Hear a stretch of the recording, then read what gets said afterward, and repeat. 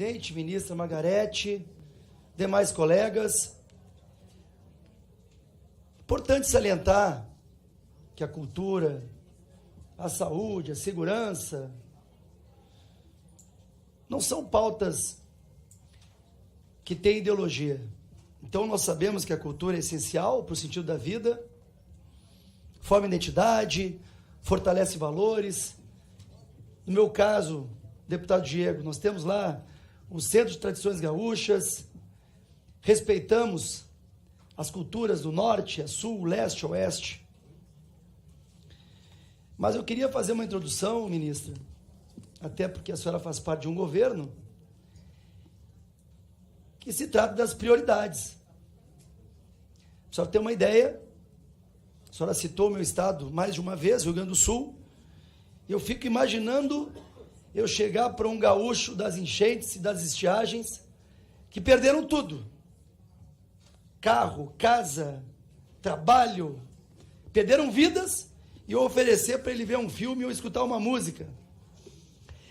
Eu queria verificar se a prioridade deste governo em dar 15 bilhões para a cultura e tirar 6 bilhões dos idosos, que ontem o ministro Lupe, nesta sabatina, não conseguiu responder.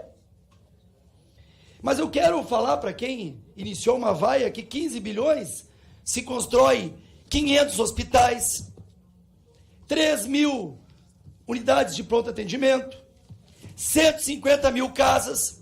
Então, eu gostaria que fossem lá vaiar o seu João e a dona Maria, que perderam tudo. Alguns perderam a própria vida. Antes de peça teatral, a gente precisa de alimento, antes de cinema, de casa, antes de filme, emprego, antes de mostrar aqui uma palestra, eu acho que a gente poderia ter prioridade nos gastos. Só isso. Então, antes de falar, é contra, é a favor, fiquem sabendo que a cultura é muito importante, mas dentro da vida temos prioridade. Então, vão cantar uma música lá para o pessoal que perdeu a vida ou que perdeu tudo, para ver se eles pensam da mesma maneira que Vossas Excelências. E como a nossa pauta também não são só flores, eu queria já começar falando que, no que se refere exclusivamente ao incentivo fiscal da Rouanet, o estoque de prestações de contas pendentes da análise elevou-se de 17 bilhões para quase 20 bilhões, de 22 a 23. Mais de 300% de aumento do antigo governo. Mas não foi só o gasto, foi o problema da prestação de contas junto ao Ministério Público. Isso é ruim. Eu vi que a ministra citou ali órgãos paraestatais, né, que são perfumados no Programa Nacional de Comitê de Escultura, mas ela citou alguns e esqueceu o Comitê da Amazonas. Por que será que esqueceu? Porque lá está aparelhado com uma integrante do PT? Então, eu vou ter, inclusive vou deixar respeitosamente duas questões para a ministra, para ela ler as perguntas, perguntar para a sua assessoria, até porque já antecipo que nós teremos mais convites, quiçá convocações, porque temos assuntos muito importantes que estão sendo investigados pelo Tribunal de Contas da União, relacionados ao emprego do dinheiro público, nosso dinheiro, dos nossos impostos, em organizações estrangeiras, a famosa OEI espanhola, em contratações sem licitação. Vou repetir. Em contratações sem licitação, mas que a gente vai, com muita responsabilidade, aguardar o momento mais oportuno. Eu queria, ministra, Primeiro falar, não da ilegalidade, mas da imoralidade da senhora aceitar fazer shows, mesmo tendo que solicitar para o Comitê de Ética. E eu fico imaginando, né? O Ministério da Cultura repassa recurso federal para uma prefeitura que contrata a ministra. Isso é ilegal? Bom, o Comitê de Ética, que é presidido por um ex-advogado do PT, mudou o que antes era proibido. Não, agora pode. Mas, gente, vamos lá. Pessoal do governo, isso é moral? Será que não tem o ônus de ser ministro? Mas vai lá, repassa o dinheiro para uma prefeitura que vai me contratar para cantar? Sério isso? Não, mas não é ilegal. Mas é totalmente imoral. Totalmente imoral. Nós temos centenas, milhares de artistas. Mas a ministra da Cultura foi cantar em cidades que o Ministério da Cultura repassou recurso. Imoral. Temos também a situação dos órgãos paraestatais. Olha que bonito esse termo. No Programa Nacional de Comitês de Cultura. E não é o deputado de oposição, não sou oposição à cultura. É o Estadão. Estadão, tá? Estadão. No dia 4 de novembro de 2024. Governo criou filiais do Ministério da Cultura e deu petistas para a defesa da democracia. Vamos ler um pouquinho. O governo mantém uma estrutura de filiais nos estados do Ministério da Cultura e entregou os cargos a pessoas aliadas a partidos políticos, especialmente militantes do PT. Mais uma vez, estou lendo o que está escrito no Estadão. Os escritórios criados no início do ano passado, no caso 2024, isso é 23, têm por atribuição influenciar a escolha das ONGs que formam os comitês de cultura dos estados. Esses comitês fazem parte de uma política nacional que em 2 anos vai repassar quase 60 milhões. Gente, eu fico imaginando, nós temos aqui, não vou citar, por respeito, parlamentares do Rio Grande do Sul. O que dá para comprar com 60 milhões? Quantos tratores? Quantos hospitais? Quantas UPAs? Como é que eu vou chegar lá para uma família que perdeu tudo e falar que está sendo criado ONG para movimentar a peça teatral? Prioridades, meus senhores. É só isso que eu peço. E tem ainda, além disso, no Estadão ainda, no dia 10 de março de 2025, secretária nacional do PT diz que Cultura deu aval ao uso de programa de 58 milhões em campanhas. Secretária nacional do PT diz que Cultura deu aval ao uso de programa de 58 milhões em campanhas. Vem cá, alguém da esquerda vai me dizer que isso aí é legal? Algum deputado vai me dizer que é possível isso? E detalhe, foi uma secretária do PT que falou isso. Comitês de cultura criados pela ministra da Cultura, Margarete Menezes, foram usados para eleger aliados em 2024, com o aval da cúpula da pasta, e que quem foi para a frente da prisão precisa ser atendido diferenciado na hora da parte boa.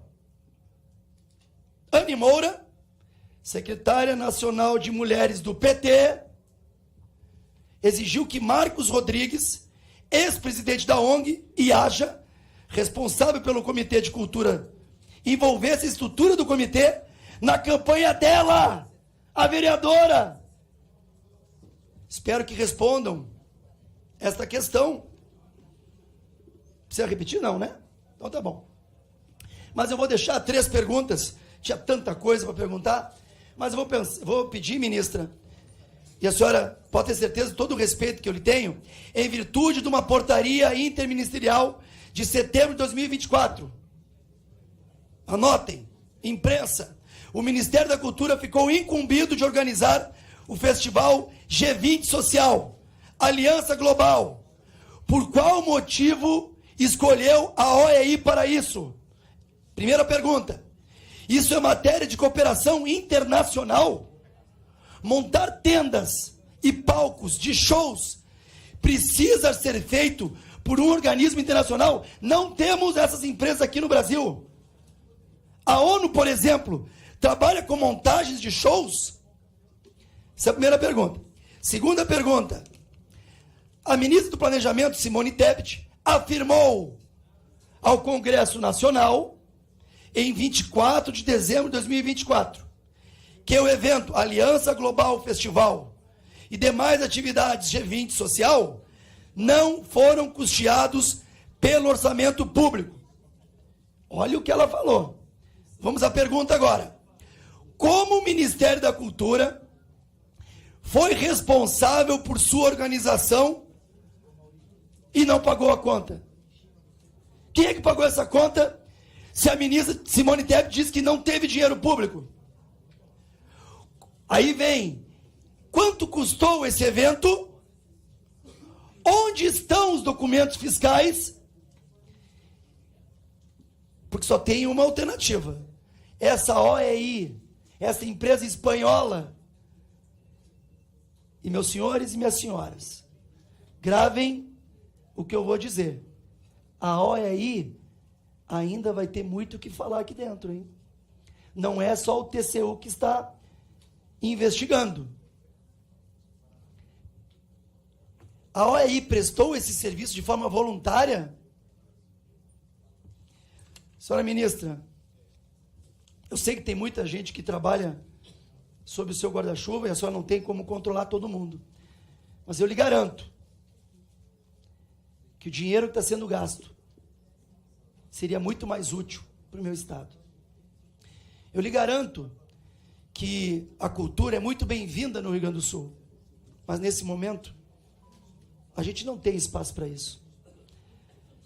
Nós ontem ficamos 2 horas reunidos com o ministro Fávaro para ter a possibilidade de uma provocação de dívidas. E só para a senhora saber, tem agricultor se matando lá. Eu acho muito hipócrita, demagogia, insensibilidade de não podermos falar sobre o tema. Aqui, a senhora apresentou o seu trabalho, e é justo, é a sua pasta, mas a senhora faz parte de um governo. E botar para votar aqui 15 bilhões para a cultura, estando no meu estado, sem casas prometidas, que o governo federal prometeu casas. E quase, quem está lá? Aonde? Pergunta para algum prefeito? Isso, sem bi do dinheiro que já era do Rio Grande do Sul. Mas enfim, ministra, a senhora vai virar outras vezes aqui e pode ter certeza que nós vamos questionar muito sobre o uso do dinheiro público do Ministério da Cultura. A minha intenção é essa religação. A minha intenção é que a comunidade cultural brasileira entenda que o Ministério da Cultura voltou a se comunicar com essa comunidade, voltou a escutar o setor cultural brasileiro. A questão também da lei Rouanet, aquele valor que é colocado ali, não significa o valor que o Ministério da Cultura está deliberando. Significa o valor da quantidade de projetos que foram analisados. Olha o potencial. Na verdade, a leitura é o contrário, deputado. É a gente entender, olha o potencial de possibilidade, se houvesse, de investimento na cultura brasileira, para a gente injetar esse dinheiro na economia e essa economia volta, porque para cada R$1 que se injeta em cultura, volta R$1,60, R$1,70, dependendo da dimensão do evento. E para cada ação de cultura, ali, cada filme daquele que a gente vê, que sobe aquele letras ali com o nome daquelas pessoas todas, cada um ali é uma família brasileira que está trabalhando. Para cada show, são famílias brasileiras que estão ali também recebendo a possibilidade de sobreviver. Na questão do Rio Grande do Sul, nós fomos lá socorrer o setor cultural do Rio Grande do Sul, que sempre prestou uma representatividade enorme na construção cultural desse país, e naquele momento atravessando um deserto. O governo federal investiu mais de 100 bilhões e 60 e tantos milhões foram de projetos, foram de uma Rouanet emergencial que nós recolhemos entre as empresas para serem captadas e executadas para socorrer o setor. Porque, assim, a gente falando daqui, é muito... Eu me sinto uma pessoa, claro, que já com algum nível de benefícios da minha vida. Mas a gente está lá, naquele momento lá, então houve, naquele momento, todo o Ministério da Cultura se articulou, recolhendo água, recolhendo lençóis, fazendo articulação no Brasil inteiro para recolher doações para o Rio Grande do Sul. Então, é um setor que emprega muita gente. Temos a primeira feira de livros do Brasil é no Rio Grande do Sul. O cinema, o Festival de Gramado, maravilhoso, é no Rio Grande do Sul. Nós fizemos muitas ações lá socorrendo o setor cultural. É uma coisa que pode ser constatada. Então, eu quero dizer que é desse lugar que nós estamos buscando entregar tudo isso desses 2 anos, apesar da desconfiança da minha competência, mas é bom ver o que é que o Ministério da Cultura tem entregue nesses anos, desses 2 anos. O diálogo aberto, em diálogo aberto com o setor, aberto a críticas também. É importante a gente saber receber críticas, entender quem que está criticando, o que está criticando, o que é possível reformular. Eu sou uma pessoa de campo aberto para essas coisas. E também quero dar aqui o meu depoimento, né, que nunca eu, como elemento também da cultura, nunca antes, na história desse país, a gente viu tantas oportunidades para o setor cultural e artístico desse Brasil. Agradeço mais uma vez aos deputados e deputadas do Brasil que têm essa sensibilidade. A chegada da Lei Aldir Blanc é uma revolução e isso será constatado, já podem ser constatados nas cidades e nos estados brasileiros que estão usando, beneficiando os seus setores artísticos e culturais com essas leis. Então, é um momento novo, é um momento de construção.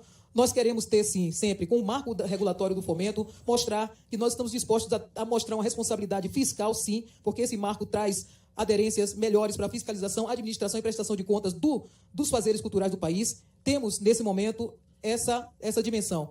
Não é fácil a gente tentar fazer um trabalho assim, porque se nós não estamos construindo alguma coisa que só vai para prefeituras que estão ligadas, estão indo para todas as prefeituras e todos os estados brasileiros.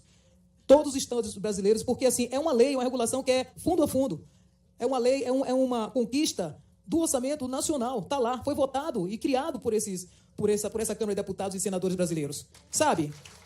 Então, é uma conquista. Agora, cabe a todos nós fazer essa implementação, cabe a todos nós auxiliar nessa fiscalização da Lei Paulo Gustavo e a Lei Aldir Blanc. Os órgãos fiscalizadores dos estados e municípios, além dos órgãos fiscalizadores do Ministério da Cultura, têm responsabilidade em acompanhamento na execução para dar uma contrapartida para o povo brasileiro. É disso que nós estamos falando. Então, agradeço aqui a oportunidade das respostas e o Ministério da Cultura está à disposição para qualquer tipo de denúncia que houver. Nós acionamos imediatamente os órgãos de controle que estão dentro do Ministério da Cultura, acompanhando o Ministério da Cultura e do Poder Federal, do Poder Nacional. Eu venho da sociedade civil mesmo, sabe? Então, o meu compromisso nesse momento é com essa entrega que eu sei o quanto beneficia. E também não posso abrir mão da minha carreira, porque quando eu sair daqui eu quero voltar para lá, porque eu amo o que eu faço. Então, muito obrigado.